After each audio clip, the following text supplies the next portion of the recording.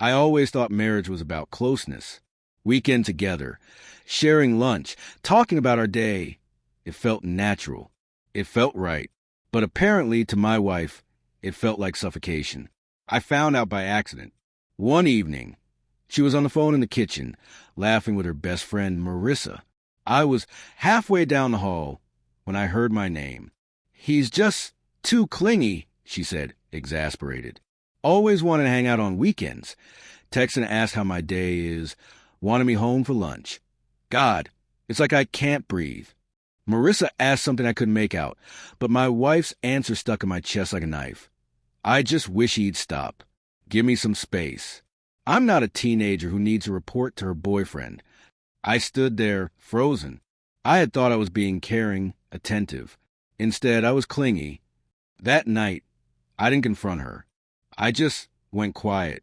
The next day, I started giving her exactly what she said she wanted. On Saturday, instead of making breakfast and suggesting a hike, I left early for the gym and stayed out most of the day. When she texted to ask if I was coming home for lunch, I replied, "Busy." Grabbed something without me. I stopped asking how her day was. Stopped waiting up for her. Stopped filling the space between us with small touches and small talks. I became polite, distant, and unavailable.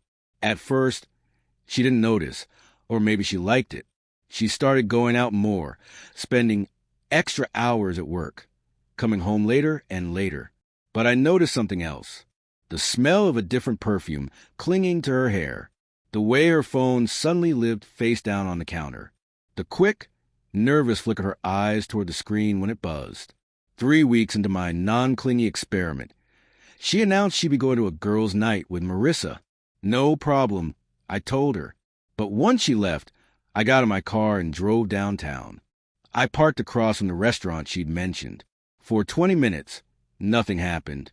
Then a black SUV pulled up, and she climbed into the passenger seat. The driver leaned over and kissed her before the door even closed. It wasn't Marissa. It wasn't anyone I recognized.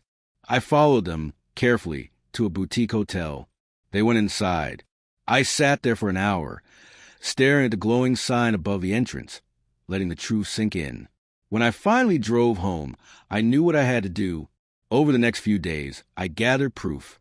Hotel receipts on the credit card statement, a couple of discreet photos, and finally, a screenshot of a text she accidentally sent me instead of him. "Last night was amazing.